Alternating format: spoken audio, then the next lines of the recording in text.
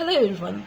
So today we will discuss a very common topic, that what we should do in cases of snake bite and what we shouldn't do in a case of snake bite. Usually whenever a snake bite happens, people usually panic a lot. So we should have a clear cut concept that what we should do and what we shouldn't. So basically there are certain things that we are supposed to do, that we should first reassure the patient, that we should tell the patient that it's okay, you have got a snake bite. It may be a poisonous snake, it may not be a poisonous snake, so nothing will happen. The anti-snake venom is available in the hospital, we should visit a hospital and everything will be okay. Because patients panic a lot, and due to this the symptoms aggravate. So we at first, as common people, we should reassure the patient that everything is going to be okay, you will be treated, so don't panic. So this is the first thing to do, we should reassure the patient.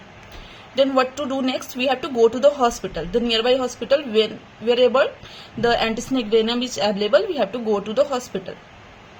And in our hospital, those people do some tests and ask about the symptoms, that what are the problems the patient is facing.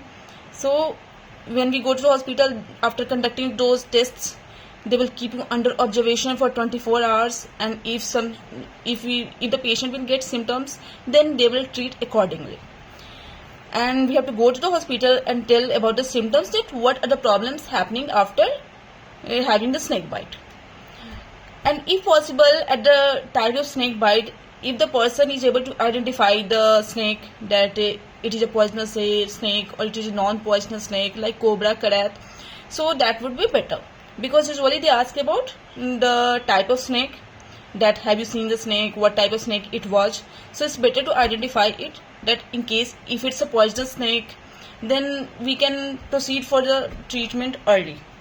So basically what we have to do, we have to reassure the patient, take the patient to the hospital, tell the symptoms to the doctor, and that's it. This is what as a common man we should do. What we shouldn't do, we shouldn't tie the tourniquet.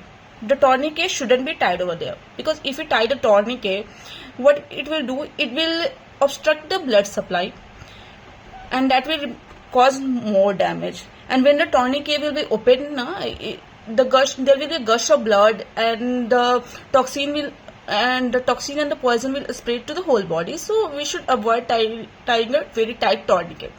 Then we shouldn't give the incision. People are like, just cut at that very side. No, we shouldn't give any incision.